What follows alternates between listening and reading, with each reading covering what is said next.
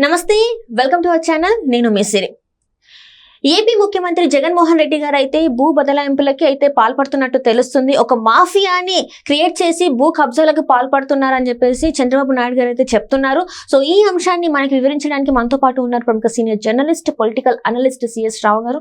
నమస్కారం సార్. నమస్తే సార్, ఇప్పుడు చూస్తుంటే చంద్రబాబు నాయుడు గారు అయితే కొన్ని కీలక వ్యాఖ్యలు చేశారు. అది కూడా ఏపీ సీఎం జగన్మోహన్ రెడ్డి గారి పైన భూ బదిలింపులకి పాల్పడుతున్నారు జగన్మోహన్ రెడ్డి, ఒక మాఫియాని క్రియేట్ చేసి వాళ్ళ ద్వారా భూ కబ్జాలకి పాల్పడుతున్నారు అని చెప్పేసి అయితే తను చెప్పడం జరిగింది. మరి నిజంగానే అక్కడ అలాంటి పరిస్థితులు నెలకొన్నాయా?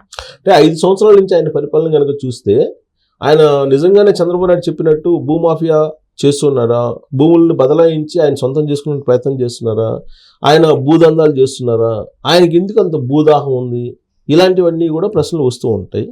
దానికి సమాధానం చంద్రబాబు నాయుడు నుంచి కనిపిస్తూ ఉంది. చంద్రబాబు నాయుడు ఏం చెప్తున్నారు, మీరు జాగ్రత్తగా ఉండకపోతే ఆంధ్రప్రదేశ్ ప్రజలు రాబోయేటువంటి రోజుల్లో మీ భూములను కోల్పోయేటువంటి అవకాశం ఉందని చెప్పి ఆయన ప్రచారంలో చాలా క్లియర్గా పవన్ కళ్యాణ్ సమక్షంలోనే చెప్తూ ఉన్నారు. ఎందుకు చెప్తున్నారు ఆ విషయం అని అంటే, జగన్మోహన్ రెడ్డి టైటిలింగ్ అనేటువంటిది ఒక చట్టం తీసుకొచ్చారు భూములకు సంబంధించి. ఆయన జగనన్న భూరక్ష ఏదో పెట్టారు, ఒక కార్యక్రమం పెట్టారు, రీసర్వే చేస్తూ ఉన్నారు. జగనన్న భూ హక్కు భూరక్ష అని పెట్టి రీసర్వే చేస్తూ, ఆ రీసర్వే అయిపోయిన తర్వాత ఆయన బొమ్మతోటి, నవరత్నాల బొమ్మతోటి ఆయన పాస్ పుస్తకాలు ఇష్యూ చేస్తూ ఉన్నారు. వాటితో పాటు ఒరిజినల్ డాక్యుమెంట్స్ ని తీసుకునేటువంటి ప్రయత్నం చేస్తున్నారు. ఈ మేరకు గ్రామ వార్డు సచివాలయానికి సంబంధించిన అధికారులకి మౌఖిక ఆదేశాలు జారీ చేశారు. రేపు ఎన్నికల్లో ఒకవేళ గెలిస్తే జగన్మోహన్ రెడ్డి ఉత్తర్వులు ఆన్ పేపర్ ఉత్తర్వులు కూడా ఇచ్చేటువంటి అవకాశం ఉంది అని చెప్పి చెప్తున్నారు. అప్పుడు నిర్ద్వందంగా ఖచ్చితంగా ఎవరైనా సరే ఒరిజినల్ డాక్యుమెంట్లు ఇవ్వాల్సిన పరిస్థితి ఏర్పడుతుంది. ఆ విధంగా ఇస్తే భూములు బదలాయిస్తాడు జగన్మోహన్ రెడ్డి, మీ భూముల్ని బదలాయించే అవకాశం ఉంది, ప్రజల భూముల్ని బదలాయించే అవకాశం ఉంది అని చెప్పి చంద్రబాబు నాయుడు ప్రజలకు తన సభల్లో వివరిస్తూ ఉన్నారు. ఎలా బదలాయిస్తారు అని అంటే, ఇప్పటి వరకు జరిగినటువంటి కొన్ని కార్యక్రమాలని, కొన్ని ఆయన చేసినటువంటి పనులు కనుక మనం చూస్తే కనుక, ఇప్పుడు రాష్ట్ర వ్యాప్తంగా కూడా సోలార్కు సంబంధించినటువంటి అగ్రిమెంట్స్ జరిగాయి. సోలార్ పవర్ సంబంధించినటువంటి, విండ్ పవర్ సంబంధించినటువంటి జరిగాయి. సోలార్, విండ్ పవర్ ఈ రెండింటికి సంబంధించినటువంటి PPL ఒప్పందాలు జరిగాయి. ఈ ఒప్పందాల్లో ఎక్కువగా ఆదానికి ఇవ్వడం జరిగింది. సుమారుగా 700 మెగావాట్ల విద్యుత్ ఉత్పత్తికి ఒప్పందాలు కుదుర్చుకున్నారు మెగా ఆదాని సంస్థతోటి. సో ఈ ఆదాని సంస్థతోటి ఒప్పందాలు కుదుర్చుకున్నటువంటి క్రమంలో ఆదానికి భూములు పెద్ద ఎత్తున కట్టబెడుతూ ఉన్నారు. ఈ ఆదానికి సంబంధించినటువంటి భూములు ఎలా కట్టబెడుతున్నారంటే, వాస్తవంగా ఒప్పందం ప్రకారం అయితే ఒక మెగా యూనిట్కి 3 ఎకరాలకు బదులుగా 6 ఎకరాలు ఇవ్వడానికి ఈయన సిద్ధపడ్డారు. అలాగే వేరే సంస్థలు ₹2 యూనిట్ ఇస్తుంటే ఆయన దగ్గర ₹2.5 కొనుగోలు చేశారు. అంటే యూనిట్కి 50 పైసలు ఎక్స్ట్రా ఇచ్చి కొనుగోలు చేశారు. ఇదంతా కూడా జగన్మోహన్ రెడ్డి చేస్తున్నటువంటి ఒక మాయ అని చెప్పి చెప్తున్నారు. సో భూములు కొట్టేయడానికి, భూముల్ని వేరే వాళ్ళకి బదలాయించడానికి ఈ విధమైనటువంటి కార్యక్రమాలు చేస్తున్నారు అనేది చంద్రబాబు నాయుడు చేస్తున్నటువంటి ప్రధానమైనటువంటి ఆరోపణ. ఇప్పటి వరకు మనకి టెంటేటివ్గా తెలుస్తున్నటువంటి సమాచారం ప్రకారం సుమారుగా దాదాపు 62,000 ఎకరాలు ఈ సోలార్ పవర్ కంపెనీలకి ఇచ్చేశారు. ఇంకా ఇంకొక 62,000 ఎకరాలు లేదంటే 70,000 ఎకరాలు ఇవ్వడానికి రెడీ అయి ఉన్నారు. భూసేకరణ చేస్తున్నారు, కొంతవరకు చేశారు. అది కూడా కడప జిల్లాలోనే 30,000 ఎకరాలు ఇచ్చారు. మిగతాది కూడా ఇవ్వడానికి రెడీ అవుతున్నారు. ఎవరైతే భూములు ఇవ్వడానికి సిద్ధపడలేదో వాళ్ళ నుంచి బలవంతంగా తీసుకునే ప్రయత్నం చేస్తున్నారు. ఇస్తేనేమో 30,000 రూపాయలు కౌలు ఇచ్చేసి భూములు తీసుకుంటున్నారు అనేది ఒకటి వినిపిస్తుంది.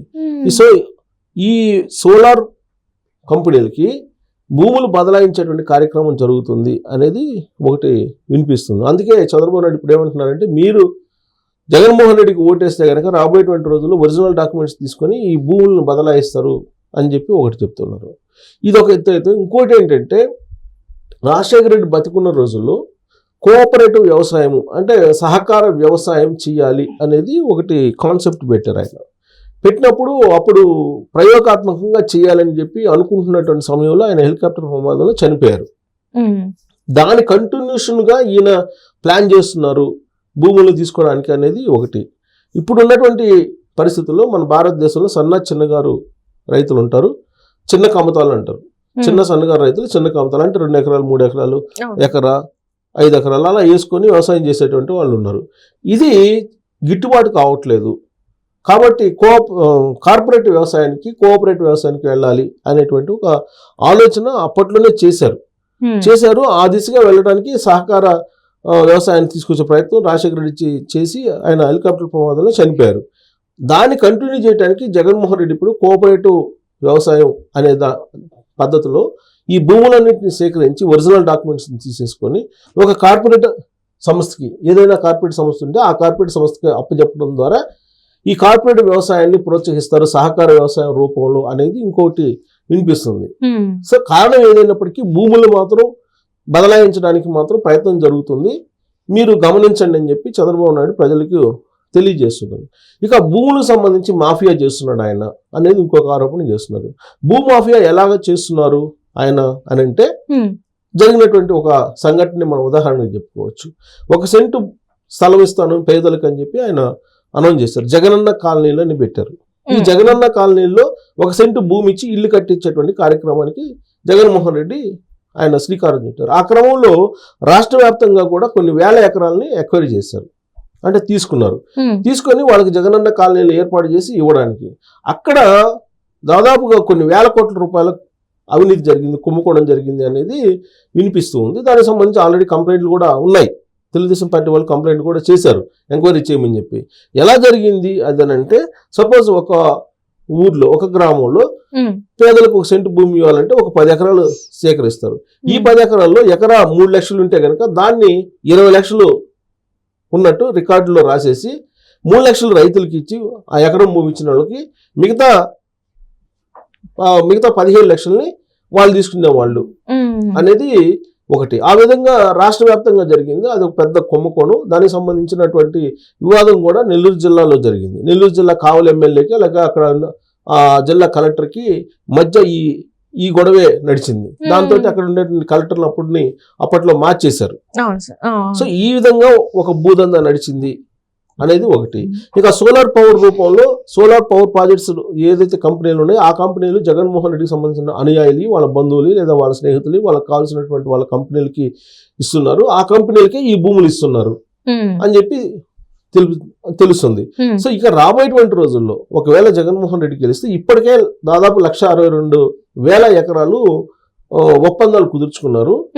ఇంకొక 1,50,000 ఎకరాల ఒప్పందం కూడా కుదుర్చుకోబోతున్నారు.